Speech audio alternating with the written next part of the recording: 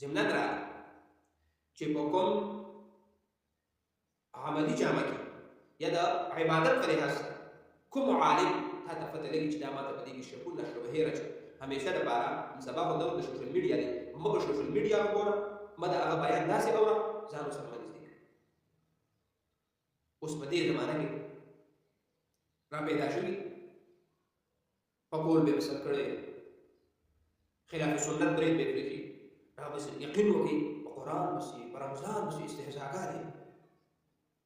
ظالمان ورشي انټروین والا د خپل پیج د مخکې کولو دپاره او هغې به چې کوم دی د هغه د ویډیوګانې کوي نو هغه عوامو ته په زړه کې وسوسې اچوي مسلمانانو ته یوسوس فی صدور الناس زړونو کې ورته وسوسې اچوي چې دا خلک د دې دین نه متنفر شي دا خلک کله وایي روژه هغه ورځ باندې اوس دا نوې غذا مې کړې ده وایي روژه خو د مسلمانانو لپاره چې کوم دی دا خو غټ عذاب دی څو ناشنا خبرې توبه وباسي عالم په داسې او نه دا کولی شي حیران به شي چې د دې خلکو دا قرآن او حدیث څنګه دي کتلي دي مطالعې چېرته چې کوم دی نه ده کړې خو د مسلمانانو عقیدې خرابول مسلمانانو ته په زړه کې وسوسې اچول تراویح کول نه کول تراویح صحیح دي نه دي تراویح سنت دي تراویح واجب دي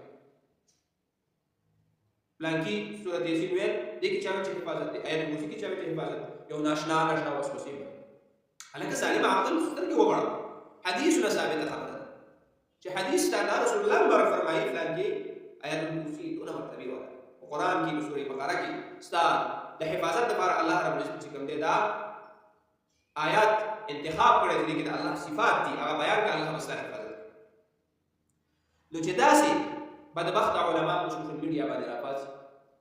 او بیا د خلکو ذهنونه خراب کړي د خلکو عقیدې خراب کړي د خلکو هغه سوچونه او فکرونه خراب کړي نو داسې عوامو ته زموږ درخواست دی چې د داسې عالم